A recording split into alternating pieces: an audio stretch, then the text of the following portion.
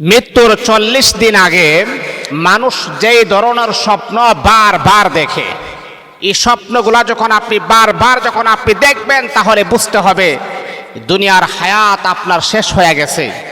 আপনাকে আখিরাতের দিকে আপনাকে দাবিত হবে, কবরের দিকে আপনাকে দাবিত হতে হবে। এই সিগন্যালগুলা কিন্তু অনেক সময় জারি হয়ে যায়, এই সিগন্যাল কিন্তু আমার আপনার সামনে কিন্তু উপস্থিত হয়ে যায়, কিন্তু আমরা অনেকে উদাসীন হয়ে আছি। দুনিয়ার মোহে পড়ে, দুনিয়ার লোভ লালসায় পড়ে, দুনিয়ার চাকচিক্য পড়ে আমরা আজকে কবরকে ভুলে গিয়েছি, আমরা আজকে হাসরকে ভুলে গিয়েছি, আজকে আমরা কিয়ামতের মাঠকে আমরা ভুলে গিয়েছি। পরকালে যে আমার আপনার জীবনের সমস্ত কিছুর হিসাব দিতে হবে, সেই জিনিসটা আজকে আমরা ভুলে গিয়েছি। আজকে আমরা দুনিয়াকে এতটাই প্রাধান্য দেই, আখিরাত যে একটা জগৎ আছে সেটাই আমরা ভুলে যাই। কিন্তু আপনি যদি কোরআনকে প্রশ্ন করেন কোনটা উত্তম, দুনিয়া উত্তম নাকি আখিরাত উত্তম, কোরআন জবাব দিবে আল আখিরাতু খায়রুন ওয়া আবকা। আখিরাত হলো উত্তম, আখিরাতটা হলো বড়, সেই জন্য মানুষ এটাকে বিশ্বাস করতে চায় না। এই আল্লাহ তাআলার বান্দা বান্দি শোনো, দুনিয়ার জীবনের শুরু আছে আবার শেষও আছে, কিন্তু আখিরাতের যে জীবন বন্ধুরে আমার, সেই জীবনের শুরু আছে আর কখনো কোনোদিন শেষ হবে না।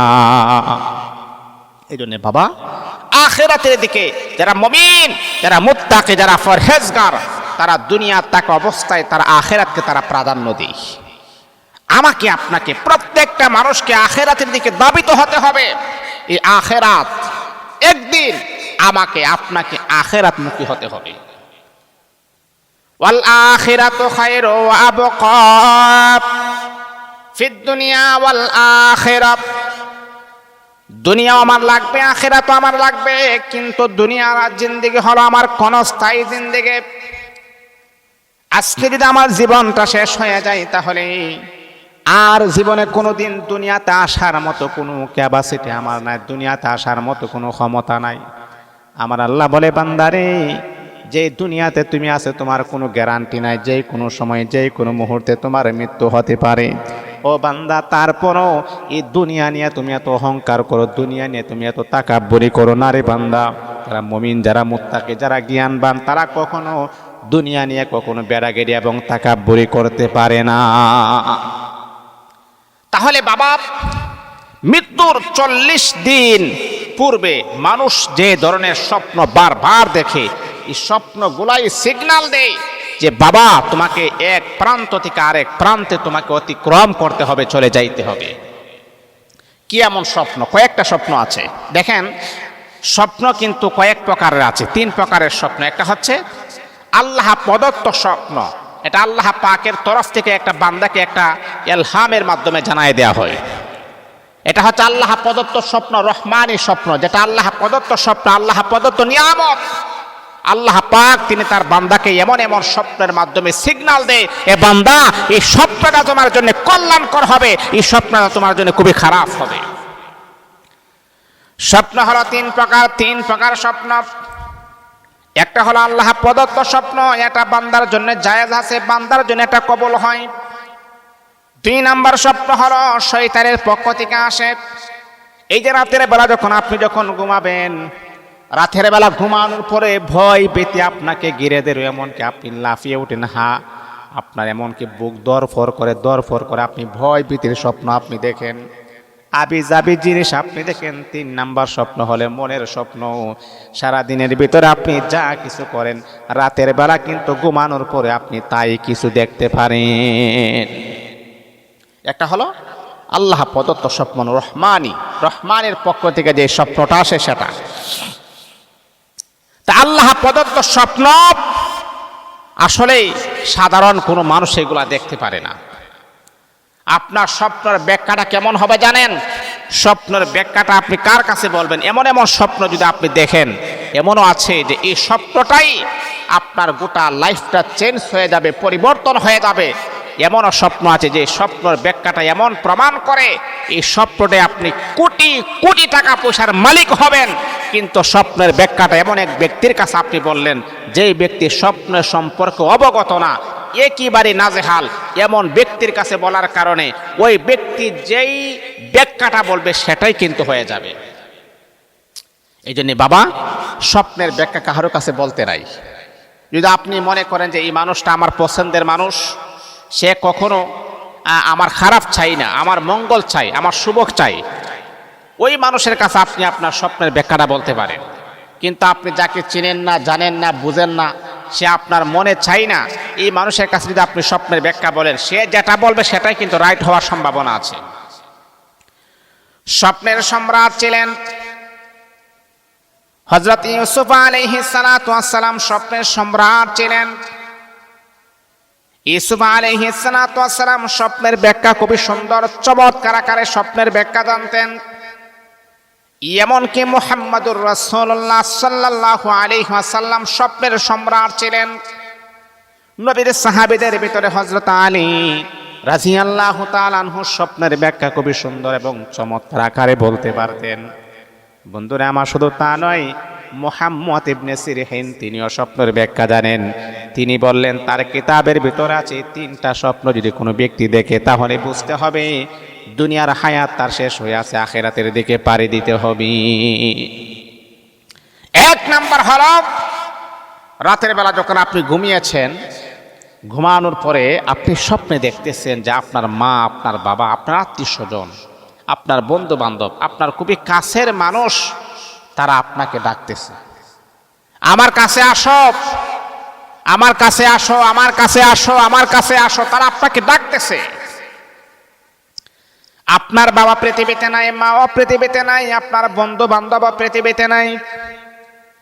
যাদের সাথে আপনি চলাফেরা করতেন, যাদেরকে আপনি মহাব্বত করতেন, যাদেরকে আপনি ভালোবাসতেন, ওই সমস্ত আপনার ভালোবাসার মানুষগুলা যখন আপনি রাতের বেলা যখন ঘুমিয়ে যান, তখন কিন্তু তারা আপনাকে ডাকতেছে, আমাদের কাছে আসো, আমাদের কাছে আসো, আমাদের কাছে আসো।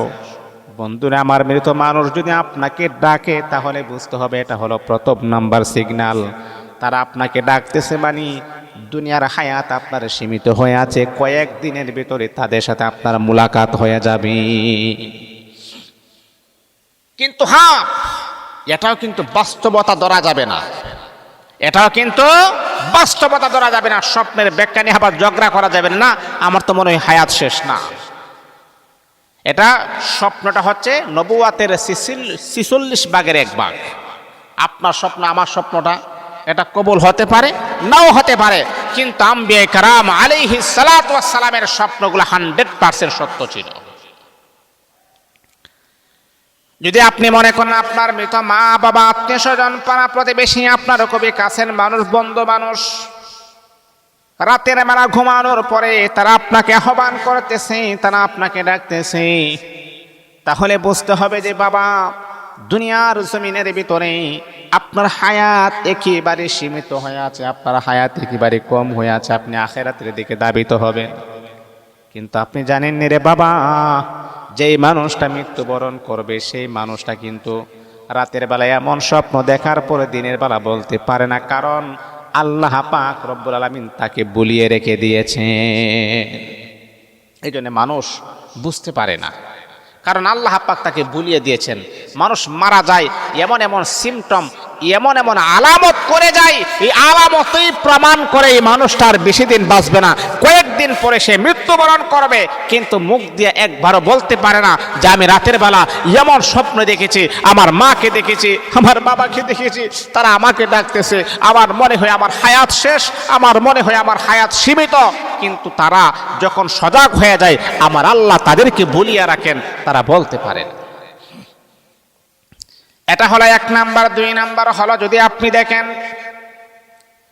এক দেশ থেকে আরেক দেশে আপনি রূপান্তরিত হচ্ছেন, এক দেশ থেকে আরেক দেশে আপনি সফর করতেছেন, এমনকি জাহাজে করে আপনি অন্যত্র সফর করতেছেন রে বাবা, যদি এমনটা যদি আপনি দেখেন এক দেশ থেকে আরেক দেশে আপনি পাড়ি দিচ্ছেন, তাহলে বুঝতে হবে রে বাবা, আপনি দুনিয়ার জমিন ছেড়ে আখিরাতের দিকে আপনি পাড়ি দিচ্ছেন। এমন স্বপ্ন যদি আপনি দেখেন রে বাবা, তাহলে বুঝতে হবে দুনিয়ার হায়াত আপনার শেষ হয়ে গেছে, আখিরাতের দিকে আপনাকে পা বাড়াতে হবে। এই দুনিয়াতে আমরা আসলে চিরকাল এই দুনিয়াতে থাকবো না, একদিন আগে হোক আর একদিন পরে হোক প্রত্যেকটা মানুষ আমাকে আপনাকে আমার রবের সামনে হাজিরানা পেশ করতে হবে। কুল্লু নাফসিন যায়িকাতুল মাউত। একদিন আগে হক রে বাবা, একদিন পরে হক রে যুবক। মৃত্যুর স্বাদ গ্রহণ করতে হবে। যার ভিতরে আমার আল্লাহ প্রাণ দিয়েছেন, কথা বলার শক্তি দিয়েছেন, জান দিয়েছেন, ওই মানুষটাই, ওই ব্যক্তিটাই কিন্তু মৃত্যুর স্বাদ গ্রহণ করতে হবে। কুল্লু নাফসিন যায়িকাতুল মাউত। প্রত্যেকটা নফস মৃত্যুর স্বাদ গ্রহণ করতে হবে রে বাবা। মৃত্যুর যন্ত্রণা এত কঠিন যন্ত্রণা, মৃত্যুর আযাব না এত কঠিন আযাব। আম্মা আয়েশা সিদ্দিকা বলেন, আমার রাসূল যেই দিন পৃথিবীর জমিন থেকে বিদায় হয়ে যাবে, নবীর পা থেকে নিয়ে মাথা পর্যন্ত চাদর দিয়ে আমি ডেকে রাখলাম।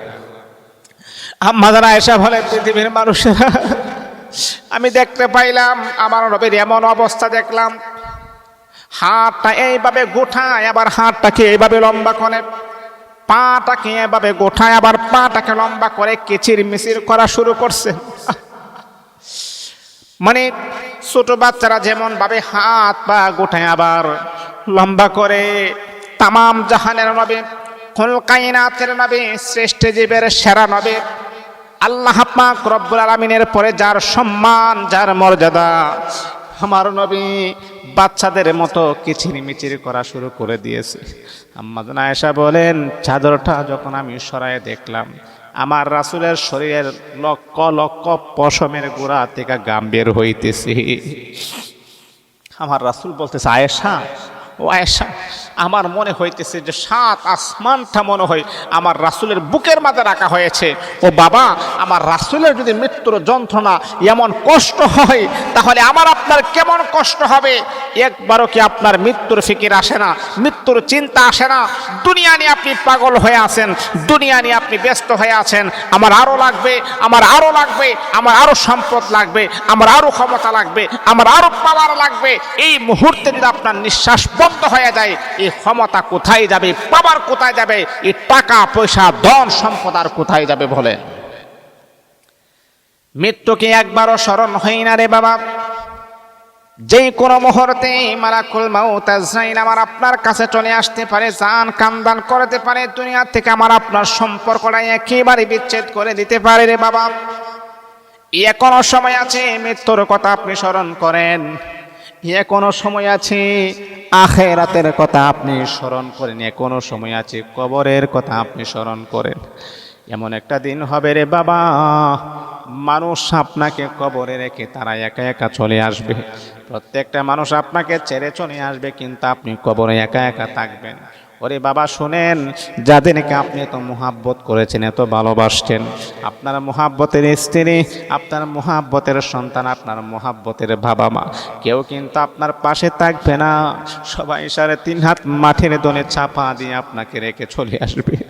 হাদিসের ভিতরে পয়গাম্বর বড় সুন্দর করে বলেন, এমন ভাবে তারা চলে আসবে, তাদের জুতার পায়ের শব্দটা পর্যন্ত আপনি আপনার কানে শুনতে পারবেন। ওই সময় যত চিৎকার করেন, যত ইচ্ছা চামিচি করেন, আর কোনো কাজ হবে না। তাহলে 2 নাম্বার হলো, যদি আপনি দেখেন এক দেশ থেকে আরেক দেশে আপনি রূপান্তরিত করেন, তাহলে বুঝতে হবে আপনার দুনিয়ার হায়াত একেবারে শেষ, আপনি কবরের দিকে ফিরে যাবেন। 3 নাম্বার হলো, এ বন্ধু আমার, দিনের কান লাগিয়ে কথাগুলো শুনেন। 3 নাম্বার হলো যে আপনার হাতের মধ্যে একটা পাখি আছে, হঠাৎ করে দেখতেছেন পাখিটা আপনি ছেড়ে দিয়েছেন, উড়াল দিয়ে চলে গেছে। এটাই প্রমাণ করে রে বাবা, অল্প কয়েকদিনের ভিতরেই দুনিয়ার জমিন থেকে আপনার হায়াত শেষ হয়ে আপনি মৃত্যুর মুখে পতিত হবে এবং কবরে চলে যাবেন। এই 40 দিন আগে এই এমন স্বপ্নগুলো যখন আপনি বারবার বারবার বারবার আপনি দেখবেন, কিন্তু কারো কাছে আপনি বলতে পারবেন না, এর মানে হচ্ছে 40 দিন পরে আপনার মৃত্যু হবে। বাবারে এখনো সময় আছে, কোন সময় আমি আপনি মারা যাব বলতে পারি না। এখনো সময় আছে, মৃত্যুর জন্য প্রস্তুতি গ্রহণ করি, ইবাদত করি, নামাজ পড়ি, কোরআন তেলাওয়াত করি, জিকির আজকার করি, সত্য কথা বলি, তাহলে ইনশাআল্লাহ দুনিয়া তো শান্তি, পরকালে আমার আপনার জন্য